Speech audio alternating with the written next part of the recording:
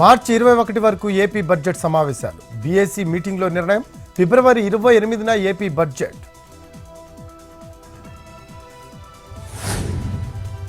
ప్రతిపక్ష హోదా ఇవ్వకుండా గొంతు నొక్కాలని చూస్తున్నారు. కూటమి నేతలపై బొత్స ఫైర్. ప్రజల పక్షాన మాట్లాడేది ప్రతిపక్షమేనని కామెంట్.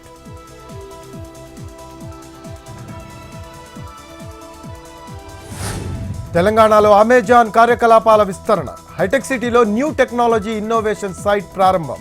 సీఎం రేవంత్, మంత్రి శ్రీధర్ చేతుల మీదుగా ఓపెనింగ్.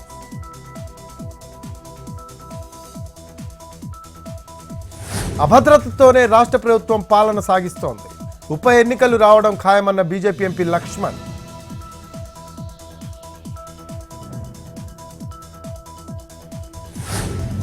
హాట్ కేకుల్లా తిరుమల శ్రీవారి దర్శన టికెట్లు కొనుగోలు. మే నెలకు సంబంధించి ఆన్లైన్లో టికెట్లు విడుదల. 20 నిమిషాల్లోనే కొనుగోలు చేసిన వెంకన్న భక్తులు.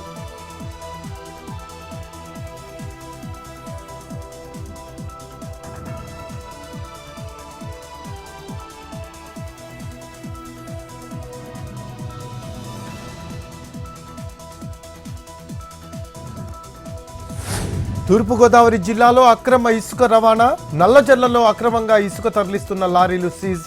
8 లారీలపై కేసు నమోదు చేసిన మైనింగ్ శాఖ అధికారులు. ఎస్ఎల్బీసీ వద్ద కొనసాగుతున్న సహాయక చర్యలపై సమీక్ష నిర్వహించిన రాష్ట్ర disaster management special chief secretary. సహాయక చర్యలపై ఆరా తీసిన అరవింద్ కుమార్.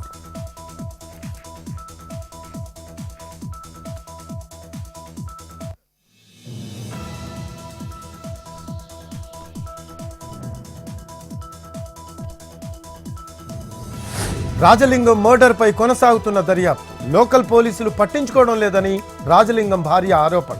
సిబిసిఐడి ఎంక్వైరీకి డిమాండ్. మేడిగడ్డ కేసు తన భర్త ప్రాణం తీసిందన్న సరళ.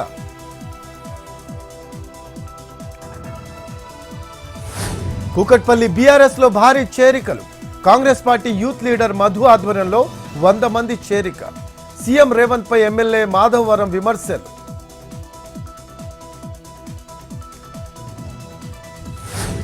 కర్నూలు జిల్లాలో ఏటీఎం మెషిన్ చోరీకి విఫల యత్నం.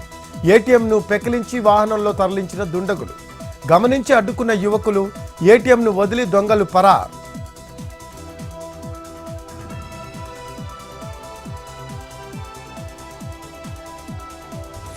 నెక్లెస్ రోడ్డు నుంచి జలవిహార్ వరకు శారీ రన్.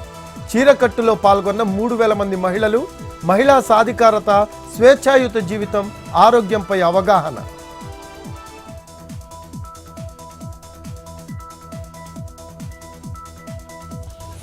సంగారెడ్డి జిల్లా వారణాసి వద్ద రోడ్డు ప్రమాదం.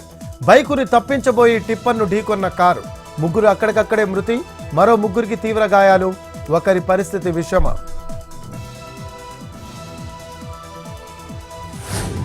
ఢిల్లీ అంతర్జాతీయ విమానాశ్రయంలో భారీగా గంజాయి పట్టివేత. 11 కోట్లకు పైగా విలువైన విదేశీ గంజాయి సీజ్. ఫుడ్ ప్యాకెట్స్ ముసుగులో స్మగ్లింగ్.